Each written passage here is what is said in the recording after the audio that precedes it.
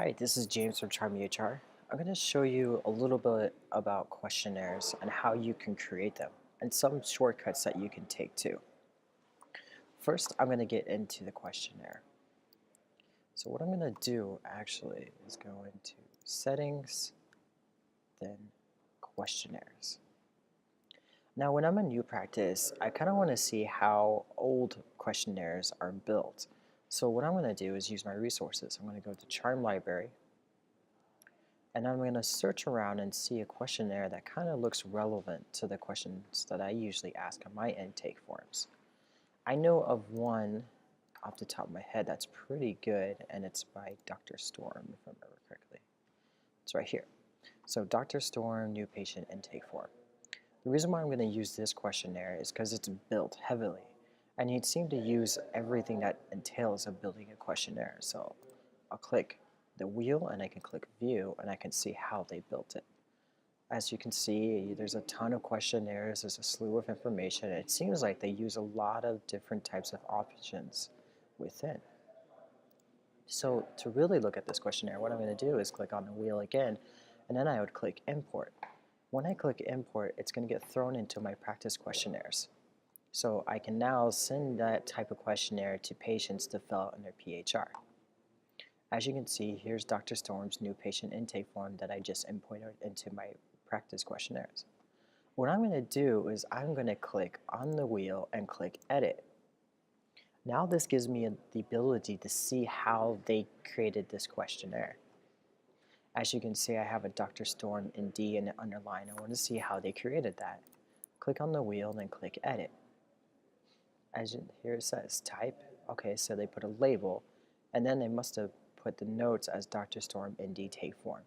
They bolded it, and they put an underline feature, and in alignment, they centered it. You can change that too. Click OK. I also want to know how they got this big paragraph in here too that looks like that it was also bolded and italicized as well. So I'll click on there, click edit. Oh, I can see. There it is. So it was put as a label. It was copy pasted probably from another electronic document, and then they put bold and italics right here, and then click OK. All right, now I can scroll down and see some more questions and see how they. So as you can see right here, may we contact you by this number to discuss private medical information. All right, so let me take a look at that. As you can see, it says yes or no on their options. So what I'm thinking is they probably created a questionnaire that gives the question yes or no. So I click on the wheel, click edit. Okay, yeah, so they chose type, yes, no question, and then they put the question right here. And as you can see right here, it says is mandatory. When they put is mandatory, that means that the question has to be filled out. You'll see a red asterisk right next to the question. Now as you've seen a couple of questions now they've been formulated, you can in your head figure out how they've been created. As you can see right here, that these two were both labels, and they probably either wrote it in or copy pasted from another form. Here you go. Name a primary insurance company. I bet you that's probably just a question that was marked mandatory. So click on there and click on the edit wheel. There you go. Yes, it was a type question. They put it mandatory, and they wrote down what the patient needs to fill out, and single lined. I'll show a couple others. Here, right here, you can see, please describe in detail any current medical conditions or what have you. So that is probably just a question. No, it's actually a label, excuse me. So it's a label, and you put a please describe. And since it's conditions, you can see underneath they have condition. Which, as you can see, they inserted each condition. So condition 1, is that what I think it may be? Yes, it's a question, and then they wrote conditions 1. Okay. Now you get to see a couple of how they're created and everything. There's another one that I like to look at it too. It says with the options. It says, here's a label. Please indicate in detail if you or any of your family members have the following conditions. So let's see if that's a label. It is. And it says Alzheimer's and dementia. And then it gives options below. I'll click on the wheel and see how they created that. Okay, so they did questions with options. They made it mandatory. Under here it says Alzheimer's or dementia, and then we can see right here. And then who in that family suffers from that. And as you can see, it says enter each option in a separate line. So self, mother, father, grandmother, aunt, what have you. And it could include others option and allow multiple sections of options. Most of the cases you're probably just going to do include others option, but I definitely recommend looking at it. So click OK. Now you're probably asking yourself, well, how does this going to look? Well, on the PHR side, what it's going to look like is going to say Alzheimer's and dementia, and then it's going to give the patient a choice to click on self, click on mother, click on father, and so forth. I'll show you exactly what that looks like. So after I've looked around and looked at this questionnaire and seen how it's been formulated, I can kind of have a good idea of how I want to create my own question. So let's do that. So to formulate my own type of question, what I'm going to do is click New Questionnaire. I'm going to name the questionnaire, and what I usually like to do when I'm first starting user practice is I'll put rough draft, and I'll put the date of which one I created it, because sometimes your questions are going to change in how you formulate it. So we need to keep tabs of each time you changed it. And especially since you are a practice, you may be a practice for 5 to 10 years. You want to know when that first questionnaire was created. Okay, so what I'm going to do is click on Add Items, and then I'll pick and start basically just making my own questionnaire. So what I would do to begin things is I'd name the type to label, and then most likely put my practice name or my name if need be.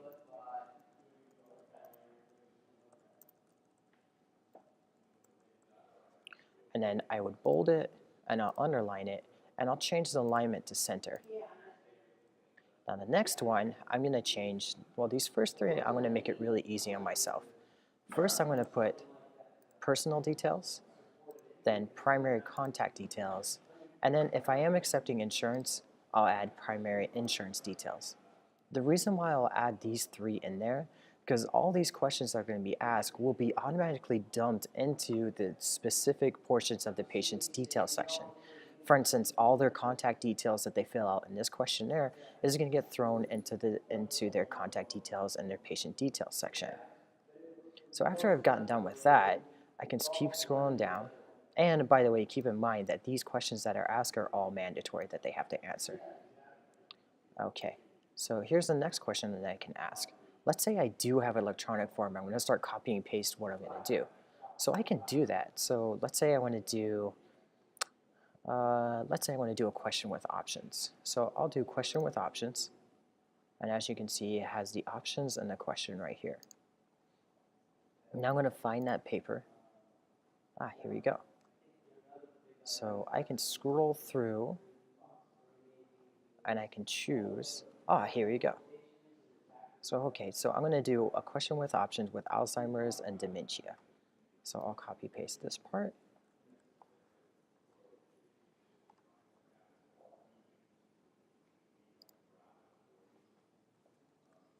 And then I can write it in. So I'll do self.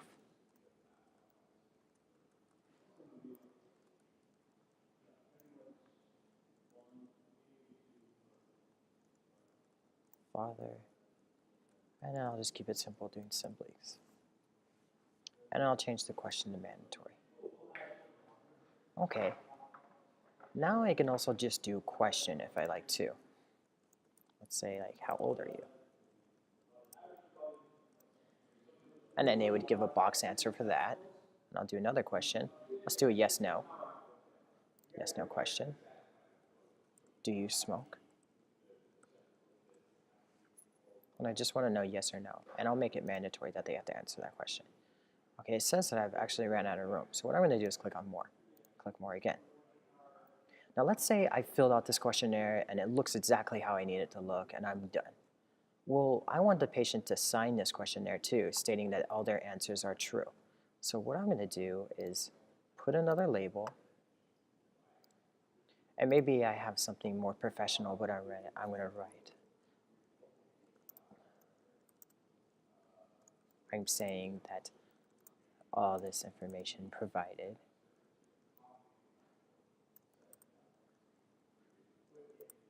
is true. And that's a label. I'm definitely going to bold that and center it. And then the next part, what I'm going to do is I'm going to add a signature function. So I'll click on signature. And I'm going to make that mandatory. By adding the signature function, what I'm telling is that I'm going to send a questionnaire and it's going to have a signature function, and they're going to have to electronically sign that document. Once I've made that questionnaire, I'm going to click OK. Okay, so here's the questionnaire I just made. Again, it's not very big, but you kind of get the details of how you're going to build it. And I can add comments to it, maybe test or anything like that. And I'll click Save. Now my saved questionnaire is going to be in my practice questionnaires. So let me take a good look for it. Here you go, rough draft, 11/15/2015. Now I want to see how does it look to the patient's eye. So let's go find maybe one of your mock patients that you created in your EHR. So I have one right now. Click over there. Now I'm going to click in Messages, and I'm going to click Send Questionnaire. I'm going to find the questionnaire I'm going to send, which is called rough draft, like we made before, and I'm going to click Send. Now that's going to get sent to their PHR. So let's go to their PHR.